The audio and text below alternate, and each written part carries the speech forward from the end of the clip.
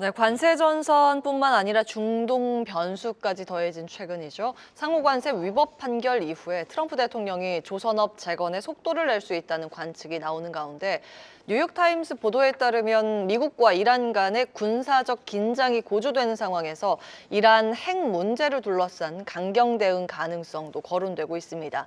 중동 리스크가 현실화될 경우 해상 운임, 유가, 벌크 시황까지 흔들릴 수 있는 변수죠. 조선과 해운, 어디가 기회이고 어디가 리스크인지 이분과 함께 체크해 보겠습니다. 이재혁 LS증권 연구원 나와 계십니다. 안녕하세요. 안녕하세요. 네. 자, 조선업은 이번에 미국 상호관세 위법 판결이 직접적인 영향은 없겠지만 수세에 몰린 정치적인 부분이 영향을 주어서 오히려 트럼프 대통령이 마스가 프로젝트를 더 앞당길 수 있다. 그러니까 조선업 재건에 조금 더 힘을 불어넣어 줄 수 있다. 이런 분석이 나오고 있는데 어떻게 보고 계세요? 일자리 창출이라든지 아무래도 좀 지지 기반의 블루컬러 노동자분들의 어떤 그런 강력한 어떤 서포팅이 좀 있기 때문에 말씀 주신 바와 같은 내용에서 미국 내 철강이나 조선산업과 연계할 수 있는 그런 움직임을 트럼프 행정부가 조금 더 적극적으로 추진할 수 있을 만한 어떤 요인 동기는 만들어질 수 있다라고 생각은 하고 있지만요.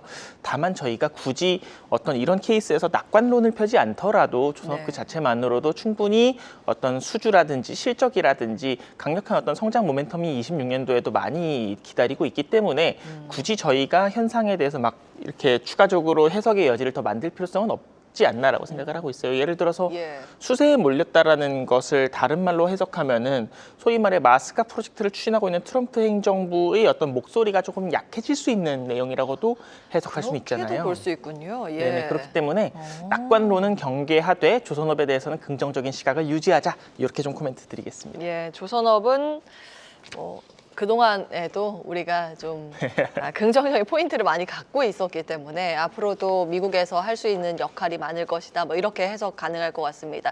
긍정 포인트 먼저 체크해봤습니다.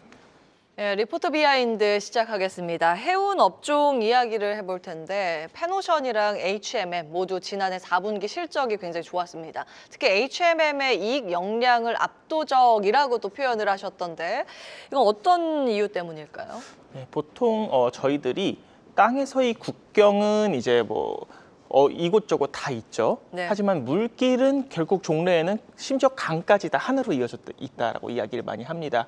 해운 선사들 같은 경우에도 저희가 일반적으로 국적이 없다라고 이야기를 하고, 다시 말해서 어떤 나라에 소속되어 있느냐에 따라서 영업이익에 대한 어떤 창출 역량이 크게 차이나지 않는데 이번 4분기 실적을 보시면은 일본의 어떤 오션 네트워크 익스프레스라고 해서 ON이라든지 덴마크의 머스크와 같은 글로벌 주요 컨테이너 선사들이 모두 적자 전환을 했어요.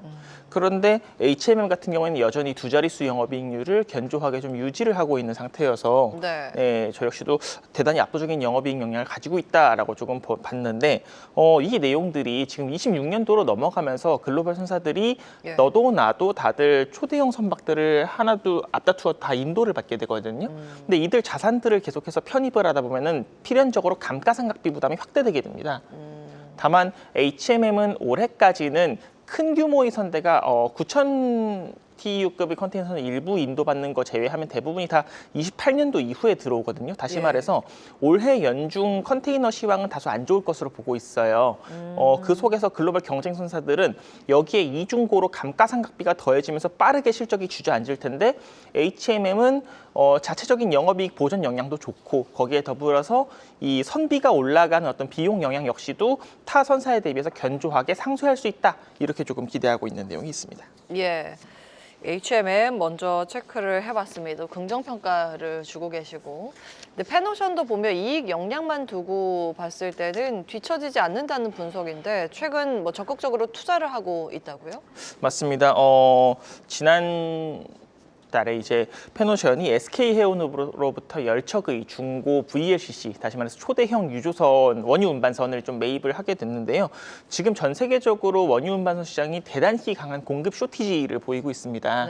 이 베네수엘라, 이란, 러시아를 제재하기 위한 어떤 이 그림자 선대라고 해서 소위 말해서 깜깜이로 운영되는 선박들이 이 시장에 좀 존재하는데 이들 선박들에 대해서 규제가 점점 강해지는 다 보니까 이들 물동량들이 다들 소위 말해 제도권 시장으로 다 들어오게 되면서 공급이 부족해진 거예요.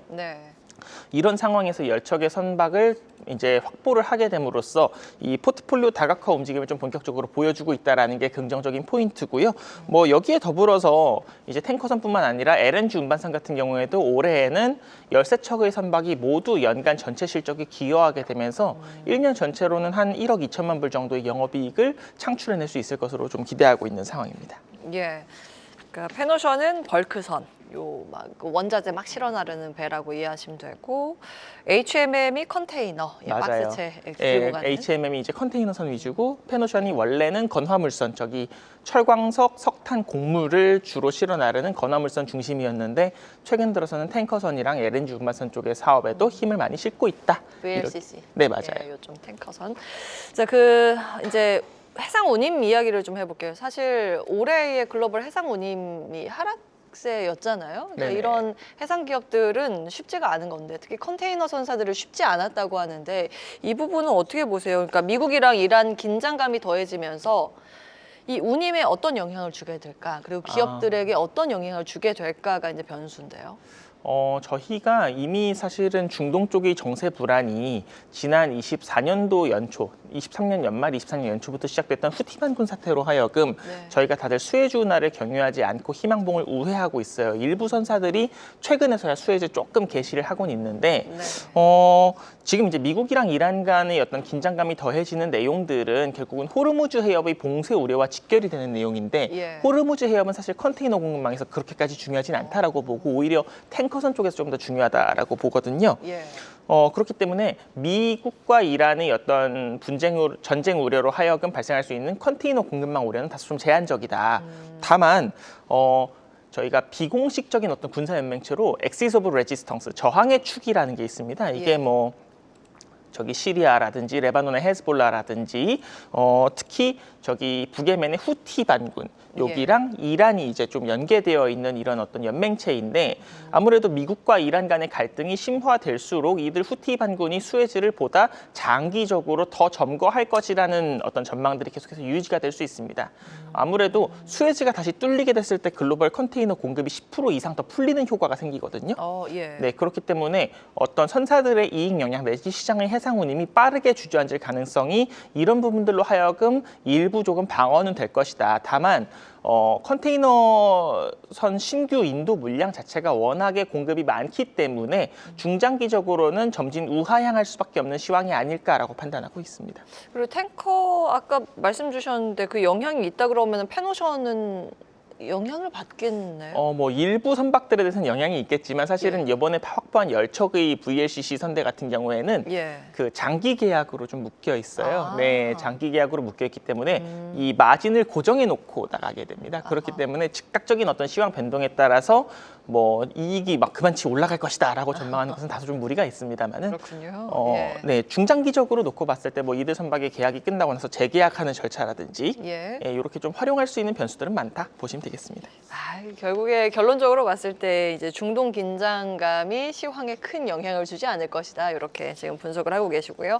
최근 벌크 시황 낙관론이 점차 고개를 들고 있다고 하는데 HMM도 벌크선 사업 확장 중이라고 하죠. 컨테이너 시황 악화 중인데 그러면 컨테이너하고 벌크 봤을 때는 두 개만 놓고 보면 어느 쪽이 유리한 건가요? 네, 저희가 단순하게 수요 공급만 놓고 보면은 벌크선이 올해 늘어나는 공급 물량이 한 3에서 3.5% 봐요. 3.5%? 네, 3에서 한 3.5% 정도 사이. 컨테이너선 올해 공급 늘어나는 물량이 거의 10%가 넘습니다. 좀 있네요. 결국은 수요 공급 여건만 놓고 봤을 때에도 컨테이너 수요 성장률은 글로벌 리얼 GDP 대비해서 한 40% 정도 더 민감하다라고 보거든요. 근데 그렇다 할지라도 이게 10%에는 택도 없이 모자라기 때문에 컨테이너 해운 쪽이 조금 더 공급 과잉에 대한 불안을 안고 있다라고 보시면 되겠고 벌크 해운 역시도 사실 수요 성장폭 대비해서 공급 성장폭이 조금 더 크긴 합니다만 중국과 같은 어떤 신흥국들의 투자 모멘텀이 이 소위 말해서 3월 양회 이후에 어떻게 변동할 것인가 내지 글로벌 신흥국들의 어떤 추가적인 자본적 지출이 어떻게 집행되는가에 따라서 이 수요와 공급의 갭이 역전될 수 있는 그런 환경들이 조금 염두에 둘 수 있는 그런 분위기가 좀 조성되고 있기 때문에 벌크 쪽이 조금 더 낙관적이라고 표현할 수는 있겠습니다. 네, 벌크는 페노션 다시 한번 정리해드리고 네, 트럼프 대통령의 미국 해양 행동 계획이 조선업에는 수혜인데 한국 해운업에는 비용 부담 등을 키울 수 있다는 우려가 있던데 이거는 어떻게 뭐 해지 가능할까요? 이게 이제 이런 이야기들이 나오게 된 이유가 이번에 나온 마리타임 액션 플랜 해양 행동 계획에서 내용을 놓고 보면은 미 항만에 입항하는 외국산 선박들에 대해서 킬로그램당 1에서 최대 25센트 정도 규모의 일종의 입항세를 걷겠다라는 내용이 좀 언급이 됐고 이 내용으로 하여금 해양안보 신탁기금이라는 일종의 자본 재원에 좀 투자할 것이다라는 내용들이 좀 언급이 됐습니다. 네. 이러다 보니까 이걸 선사들이 이 코스트를 부담해야 되는 것이 아니냐라는 우려인 맞아요. 건데 사실 생각해보면 저는 이제 미국산 상선이 지금 전 세계적으로 거의 전무한 상황이에요. 존스법 이래로. 예. 그런 상태에서 이거는 사실상 수입품 관세를 조금 다른 형태로 수취하는 형태가 아니겠는가. 다시 말해서 뭐 선종이나 어떤 그때그때 시황 따라서 다르겠지만 대부분의 선사들이 이거를 좀 운임에 전가할 수 있을 만한 어떤 환경 예. 자체는 충분히 마련이 되어 있지 않나라고 평가하고 있습니다. 이것도 해지 가능하다 이렇게 보셨고 그러면 해운업종 업황 회복이 일단 확실한 구간에 진입하셨다고 분석을 하셨으니까 그 어떤 지표들로 그걸 좀 판단할 수 있을지 지표 말씀해 주시면 좋을 것 같고 전반적으로 해운주에 대한 투자 전략 좀 구체적으로 말씀해 주세요. 아무래도 올해 같은 경우에는 컨테이너 해운보다는 조금 더 벌크나 탱커선 네. 쪽 시황에 조금 더 유의하시는 게 좋겠다. 내지 조금 더 기대하시는 게 좋겠다라고 우선 결론부터 예. 좀 말씀을 드릴 수가 있을 것 같고요. 계속 강조해 주시네요. 네. 예. 시황을 어떤 바라보는 데 있어서 흔히들 많이 쓰는 지표는 일차적으로는 뭐 당연히 해상운임, 네. 용선료, 선가, 뭐 오더북 대단히 좀 많은 지표들을 활용을 하는데 지금 보면은 운임은 빠지는데 용선료는 올라가는 컨테이너 같은 시황들은 사실은 즉각적으로 어떤 산업 안에서 신규 선박에 대한 니즈는 있지만은 중장기적인 어떤 관점으로 놓고 봤을 때 신조선 시장이라든지 사실은 이미 들어올 선박들이 너무 많아요. 예. 반면에 선박이 너무 모자라다라는 게 티가 나고 있는 탱커선 같은 쪽 시장은 예. 확실하게 지금 어떤 상승 시그널을 좀 보여주고 있거든요. 아무래도 지금 전 세계적으로 뭐 지정학적 이슈부터 원자재 시장의 어떤 변동성이라든지 글로벌 공급망을 둘러싼 어떤 불확실성이 좀 가중되는 구간이기 때문에 선종별로 어떤 수요와 공급 간의 괴리에 대해서 조금은 주목해 두실 필요가 있겠다라고 보실 수가 있겠고 뭐 최근에 프런트라인이나 뭐 저기 DHT 홀딩스라든지 이런 글로벌 탱커 선사들 이제 주가 추이 한 번씩 체크해 보시면은 네. 최근에 이제 이 탱커선 내지 벌크선 업황이 얼마나 좀 활황세를 띠고 있는지 한 번쯤 확인해 보실 수 있으실 거라 판단하고 있습니다. 옛날에는 BDI 발티군임 지수 많이 봤는데. 아 맞아요. 탱커선까지 봐야 돼서. 예, 그렇죠. 사실 탱커선은 이제 BDI보다는 건화물선이 이제 BDI고요. 예. 탱커선은 이제 BCTI, BDTI 이렇게 한 번씩 검색해 보시면은 클린 탱커 인덱스, 더티 탱커 인덱스 이렇게 확인하실 수 있을 겁니다. BCTI, BDTI. 네. 예, 이것도 한번 투자하시는 분들은 이런 지수들 잘 이제 보셔야 합니다. 여기까지 합니다. 이재혁 LS증권 연구원과 함께했습니다. 말씀 고맙습니다. 감사합니다. 한국경제TV는 도약하는 한국 증시와 투자자 여러분을 응원합니다.